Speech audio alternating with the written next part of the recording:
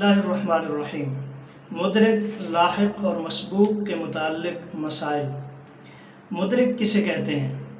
جو شخص امام کے ساتھ نماز کی تمام رکعتوں کو پا لے وہ مدرک کہلاتا ہے۔ جو شخص مسجد میں اس وقت پہنچا جب کہ امام پہلی رکعت کے رکوع میں تھا اور وہ رکوع میں شریک ہو گیا تو وہ بھی مدرک شمار ہوگا۔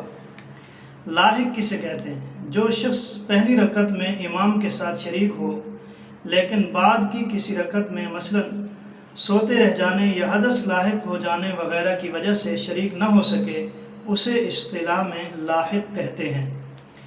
لاحق مسبوق کسے کہتے ہیں؟ جو شخص شروع سے امام کے ساتھ شریک نہیں رہا بلکہ ایک رکعت یا اس سے زیادہ ہونے کے بعد جماعت میں شامل ہوا اور پھر درمیان میں کسی وجہ سے اس کی کوئی رکعت مزید چھوٹ گئی تو اس مقتدی کو لاحق مسبوق کہتے ہیں۔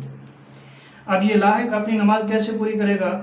لاحق شخص پر ضروری ہے کہ وہ اولاً اپنی فوت شدہ رکعت ادا کرے گا، اس کے بعد اگر ابھی امام نے سلام نہ پھیرا ہو تو اس کے ساتھ شامل ہو کر نماز مکمل کر لے، اور اگر امام سلام پھیر چکا ہو تو پھر تنہا اپنی نماز پوری کر لے۔ اگر اس کے برخلاف کیا یعنی امام کے ساتھ رہا اور اس کے سلام پھیرنے کے بعد فوت شدہ رکعت پڑھی تو نماز صحیح ہو جائے گی مگر گناہگار ہوگا۔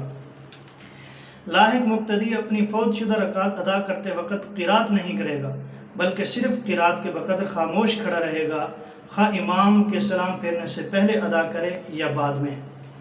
اسی طریقے سے لاحق کا حکم چونکہ مقتدی کی طرح ہے، اس لیے اگر اس کی فوت شدہ رکعت میں کوئی سجدہ سہو ہو جائے تو اس پر سجدہ سہو واجب نہ ہوگا۔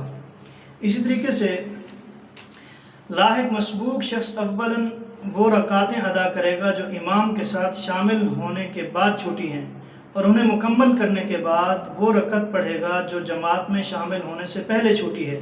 مثلا کوئی شخص ظہر کی ایک رکعت ہونے کے بعد جماعت میں شامل ہوا، پھر امام کی اقتداء کے دوران کسی رکعت میں سوتا رہ گیا یا بیدار ہونے کے بعد اولاً سونے کی وجہ سے جو رکعت چھوٹی ہے اسے ادا کرے گا اور اس میں قرات نہیں کرے گا۔